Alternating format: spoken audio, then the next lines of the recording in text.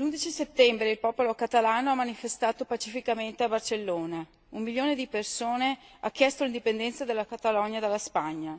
Il 15 ottobre, lunedì scorso, il premier britannico Cameron ha firmato l'accordo per permettere il referendum per l'indipendenza della Scozia da Londra. In Veneto, la mia regione, nelle scorse settimane migliaia di persone hanno firmato per fare un referendum per l'indipendenza del Veneto dall'Italia. Ieri in Veneto, in Lombardia e in tutte le regioni del nord centinaia e migliaia di persone hanno firmato per avere più autonomia da Roma. Ma anche nelle Fiandre, nei Paesi Baschi, i cittadini chiedono a gran voce autonomia e indipendenza dagli Stati nazionali. E il Presidente Schulz cosa dice? Chiede un impegno coraggioso per dire chiaramente no a tutte le tendenze separatiste. Il suo vice Vidal Quadras, peggio ancora, ha invocato addirittura l'uso della forza contro i cittadini catalani. Le loro dichiarazioni sono un atto gravissimo, contrario ai principi di quella democrazia che qui noi predichiamo e che dovremmo difendere.